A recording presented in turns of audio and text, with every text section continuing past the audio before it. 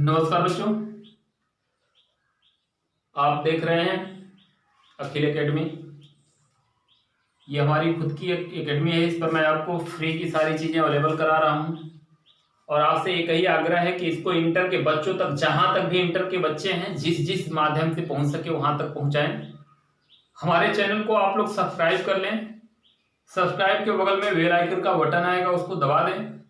यदि आप दबा देंगे तो जो भी आपको वीडियो मिलेगी तुरंत का तुरंत उसको आपका नोटिफिकेशन मिल जाए।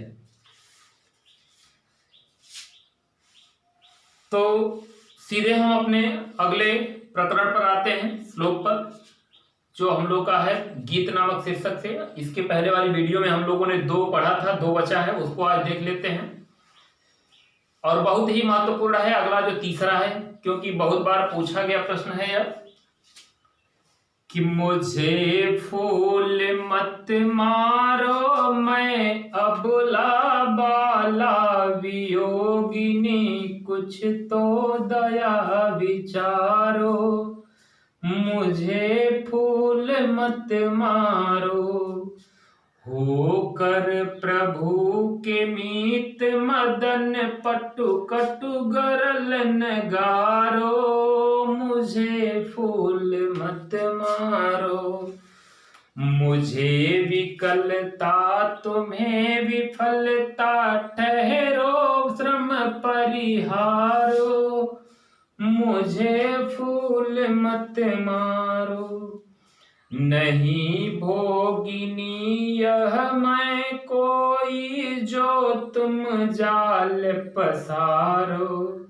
मुझे फूल मत मारो, बल हो तो सिंदूर बिंदु, यह हर नेत्र निहारो। मुझे फूल मत मारो, रूप दर्प कंदर्प तुम्हें तो मेरे पति परवारो। लो यह मेरी चरण धूलि, उस रति के सिर पर धारो। मुझे फूल मत मारो, मैं अबला बाला वियोगिनी, कुछ तो दया विचारो। मुझे फूल मत मारो। तो आइए देखते हैं। इसमें मैथिली शरण गुप्त जी ने उर्मिला की विरह दशा का वर्णन करते हुए कहा है कि उर्मिला कामदेव से निवेदन करती है, प्रार्थना करती है और कहती है कि हे कामदेव, मुझे फूल मत मारो, मुझे पुष्प के बाणों से मत मारिए। हे कामदेव, आप मुझे पुष्प के बाणों से मत मारिए, क्योंकि मैं अबला हूं, बाला, मैं अबला हूं, बाला हूं, वियोगिनी। एक तो मैं अबला हूं, असहाय हूं, बाला स्त्री हूं, दूसरे स्त्री हूं और तीसरे वियोगिनी हूं। हे कामदेव, आप मुझे पुष्प के बाणों से मत मारिए, क्योंकि मैं एक असहाय हूं, स्त्री हूं और साथ ही साथ वियोगिनी हूं। इसलिए हे कामदेव, आप मेरे ऊपर कुछ दया करो और मुझे पुष्प के बाणों से मत मारो। होकर मधु के मीत मदन, हे कामदेव, आप मधु के तो मित्र हैं, मीत मतलब मित्र, मदन कामदेव। हे कामदेव, आप तो मधुमास के मित्र हैं, ऋतुराज के मित्र हैं, पटु चतुर हैं। तुम कटु, परंतु तुम मित्र हो, मधुमास के मित्र हो, चतुर हो, परंतु तुम कटु गरल नगारो। यह अमृत नहीं, ये विष रूपी बाणी मत, विष रूपी बाणी से मुझे मत मारो। हे कामदेव, आप मधुमास के मित्र हैं, अत्यंत चतुर हैं, आप मुझे कड़वे विष से मत मारो। मुझे विकलता, जब आप पुष्प के बाणों से मारेंगे तो उससे मुझे केवल विकलता मिलेगी, व्याकुल, मैं केवल व्याकुल हो जाऊंगी, तुम्हें विफलता और आपको उसमें असफलता मिलेगी। ठहरो श्रम परिहारो, हे कामदेव रुको मेरे परिश्रम को देखो, हे कामदेव ठहरो रुको मेरे परिश्रम को देखो। नहीं भोगिनी यह मैं कोई भोग करने वाली स्त्री नहीं हूं, मैं कोई भोग विलास करने वाली स्त्री नहीं हूं। तुम जो जाल पसारो, जो तुम मेरे ऊपर यह प्रेम का जाल फैला रहे हो, इसमें मैं कोई पड़ने वाली नहीं हूं, मैं कोई भोग विलासी स्त्री नहीं हूं, मैं एक पतिव्रता नारी हूं, इसलिए यह जाल मेरे ऊपर मत पसारो। बल हो तो सिंदूर बिंदु यह हर नेत्र निहारो, यदि हे कामदेव तुम्हारे अंदर बल हो, पराक्रम हो, तो हर नेत्र, तीसरा नेत्र अर्थात मेरे सिंदूर बिंदु को देखो कि मैं एक पतिव्रता नारी हूं। रूप दर्प कंदर्प, कंदर्प मतलब कामदेव, रूप मतलब रूप, दर्प मतलब घमंड। हे कामदेव यदि आपको अपने रूप पर गर्व है, घमंड है, तुम्हें तो मेरे पति पर मैं वारो, तो मैं तुम्हें, हे कामदेव यदि तुम्हें अपने रूप पर बहुत घमंड है, तो मैं तुम्हें अपने प्रिय लक्ष्मण की सुंदरता के ऊपर, अपने पति लक्ष्मण की सुंदरता के ऊपर न्यौछावर करती हूं।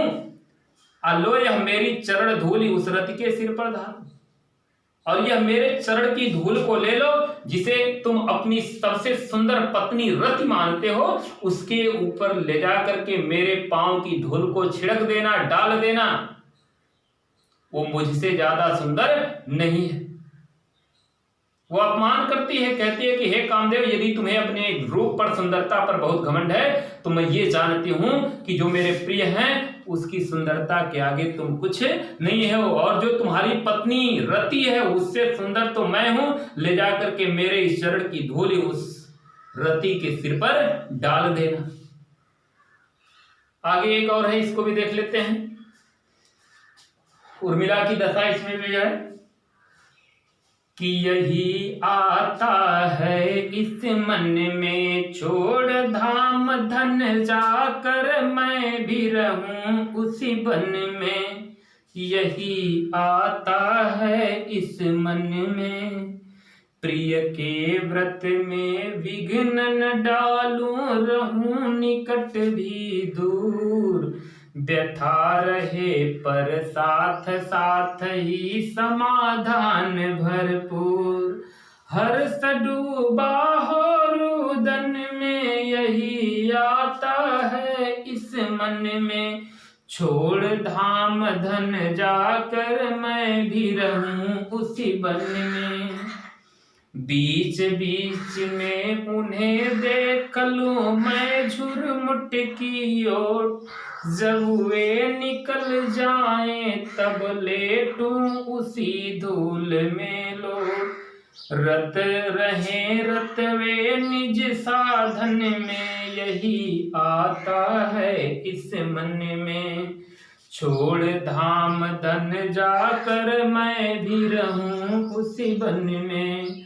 जाती जाती गाती गाती कह जाऊं यह बात, धन के पीछे जन जगति में उचित नहीं उत्पात। प्रेम की ही जय जीवन में, यही आता है इस मन में। छोड़ धाम धन जाकर मैं भी रहूं उसी बन में। उर्मिला कहती है कि हे प्रिय सखियों सुनो कि मेरे मन में बार बार यही इच्छा आती, यही आता है इस मन में, मेरे मन में यही बार बार इच्छा आती है। मेरा मन बार बार यही कहता है कि छोड़ धाम। यह धाम मतलब महल अटारी, धन दौलत छोड़ करके जाकर मैं भी उसी वन में निवास कर। उर्मिला कहती है कि मेरे मन में बार बार यही बात आती है कि मैं यह महल, धन दौलत, वैभव, सुख सुविधा सब कुछ त्याग करके अपने प्रिय के पास जाकर उसी वन में रहूं। अप्रिय के व्रत में विघ्न न डालूं, और उस वन में मैं इस प्रकार रहूं कि उनकी जो तपस्या है 14 वर्ष की अवधि है, वनवास है, उसमें मैं विघ्न भी न डालूं और रहूं निकट, अपने अनुसार मैं उनके निकट रहूं, परंतु प्रिय के अनुसार मैं बहुत दूर रहूं। इस प्रकार से उस जंगल में मैं निवास करूं, रहूं, व्यथा रहे, पीड़ा भी रहे, मेरे अंदर पीड़ा भी रहे, अपर साथ साथ ही समाधान भरपूर, परंतु साथ ही साथ उसका समाधान भी रहे। कहने का तात्पर्य है कि मैं उस वन में जहां लक्ष्मण रहते हैं उसके इर्द गिर्द जाकर कहीं रहूं, मैं उनके निकट भी रह लूं, अपने अनुसार तो मैं उनके अत्यंत निकट हूं, परंतु उनके अनुसार मैं अयोध्या में हूं, महल में हूं, तो इसलिए मेरी जो पीड़ा है उसका समाधान भी हो जाएगा, उनकी तपस्या में कोई बाधा भी नहीं पड़ेगी। व्यथा रहे, मेरी पीड़ा बनी रहे, परंतु जब पीड़ा को मुझे मिटाना हो, देखना हो अपने प्रिय को, तो मैं धीरे से जाकर के देख लूं और मेरी पीड़ा समाप्त हो जाए। उनकी नजर में मैं दूर रहूं और अपनी नजर में उनके पास रहूं। हर्ष डूबा हो रुदन में, जो मेरी प्रसन्नता है वह आंसुओं के जल में सदैव भीगी रहे। यही आता है इस मन में, यही बात मेरे मन में बार बार आती है कि मैं यह सब धन दौलत वैभव सुख सुविधाएं छोड़ करके जाकर उसी वन में निवास करूं, बीच बीच में उन्हें देख लूं मैं झुरमुट की ओर, जब मेरी इच्छा हो, झुरमुट मतलब झाड़ी, जब मेरी इच्छा हो तो मैं उन्हें झाड़ियों की आड़ से बीच बीच में देख लूं, जब वे निकल जाएं, जब वे रास्ते से निकल जाएं, लेटूं उसी धूल में लेट, तो मैं जिस रास्ते से वे गए हों, जिस धूल पर उनके पांव पड़े हो, उसी धूल में मैं लेट करके लिपट करके उनसे गले लग जाऊं। रहे रत वे नीच साधन में, रहे मतलब रहे रत मतलब नीच साधन में अपनी तपस्या, इस प्रकार से वे अपनी तपस्या में सदैव लीन रहें। यही मेरे मन में बार बार बात आती है कि मैं यह धन दौलत वैभव सुख सुविधा छोड़ करके जाकर उसी वन में निवास करूं। जाती जाती गाती गाती, जाते जाते और गाते गाते कह जाऊं यह बात, जाते जाते गाते गाते मैं यह बात कह जाऊं कि धन के पीछे जन, हे संसार के लोगों,